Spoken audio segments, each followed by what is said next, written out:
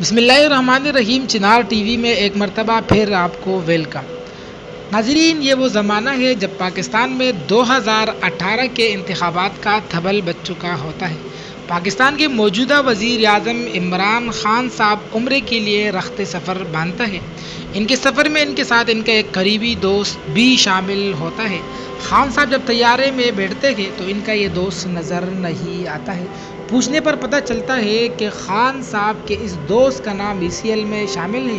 خان صاحب اس وقت کے نگران وزارت داخلہ سے رابطہ کرتے ہیں اور اس کے بعد اس شخص کو اس سفر پر جانے کی اجازت مل جاتی ہے۔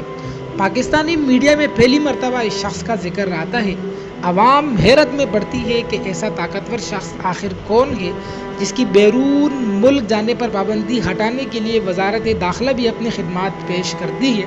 تو آپ کو بتاتے ہیں کہ اس شخص کا نام ذوالفقار عباس بخاری یعنی زلفی بخاری ہے، جن کے نام اعمال میں اس وقت پاکستان میں کرونا نامی وبا بھی شامل ہو چکا ہے۔ زلفی بخاری عمران خان صاحب کے انتہائی قریبی دوست ہیں۔ یہ تحریک انصاف کا کارکن ہے اور نہ کوئی عہدیدار، مگر اس کے باوجود یہ شخص اس حکومت کی سب سے زیادہ طاقتور ترین شخصیت ہے۔ ان کی نجی زندگی کے بارے میں بات کی جائے تو ماضی قریب میں شاید ہی ایسا کوئی واقعہ ہو جس میں زلفی بخاری کا نام سامنے نہ آیا ہو۔ وہ عمران خان کی جانب سے ان کی دوسری اہلیہ ریام خان کے ساتھ طلاق دینے کے بعد کے معاملات طے کرنا ہو یا موجودہ اہلیہ بشرا بی بی کے نکاح کی گواہی کی بات ہو، ہر جگہ زلفی بخاری سر فہرست نظر آتا ہے۔ تحریک انصاف میں اون چودھری سے کون واقف نہیں ہے۔ اون چودھری عمران خان کا سب سے زیادہ قابل بھروسہ اور قریبی دوست تھا۔ اس کو عمران خان صاحب سے دور کرنے میں بھی زلفی بخاری کا ہاتھ شامل ہے۔ زلفی بخاری کے بارے میں آپ کو دلچسپ بات یہ بتائے کہ زلفی بخاری عمران خان صاحب کی موجودہ اہلیہ بشرا بی بی کا داماد بھی ہے اور بشرا بی بی کی بیٹی کی وجہ سے ہی زلفی بخاری اپنی اہلیہ کو بھی طلاق دے چکا ہے۔ زلفی بخاری کے بارے میں خوفناک بات یہ ہے کہ یہ شیعہ ہے اور ایک عام شیعہ ہی نہیں، کیونکہ عام شیعہ تو اس ملک میں بہت سارے ہیں، مگر یہ ایک غلیظ ترین شیعہ ہے اور اس کی تمام تر وفاداریاں ایران کے ساتھ لگی ہوئی ہے۔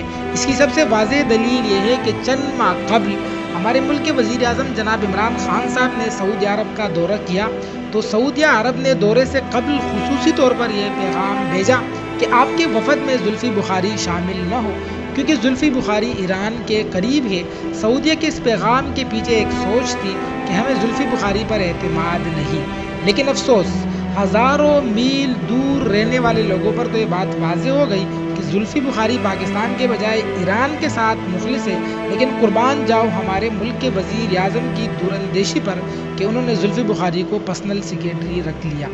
آج جب زلفی بخاری کی شیعہ نوازی کی وجہ سے وطن عزیز میں یہ وبا، یہ مصیبت آ چکی ہے تو احساس ہوا کہ دور اندیش ہمارے وزیر اعظم صاحب نہیں بلکہ وہ سعودی ہے جنہیں ہم آج بھی بدھو کہہ کر پکارتے ہیں، اور ان بدھو کا فیصلہ درست تھا، بروقت تھا۔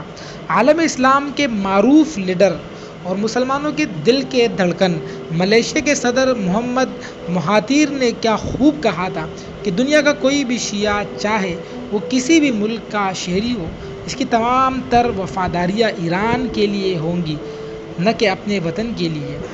ڈاکٹر محمد مہاتیر اور کی یہ بات 100% زلفی بخاری کے بارے میں درست ثابت ہوئی اور زلفی بخاری نے اس پر مہر ثبت کر دی ہے کہ ان کی وفاداریاں ایران کے لیے ہے۔ اب وقت ہے کہ ہمارے ملک کے وزیر اعظم صاحب ہوش کے ناخون لے اور اپنے ارد گرد کے منافقوں پر نظر رکھیں کہ یہ کس کے ایجنڈے پر کام کر رہے ہیں۔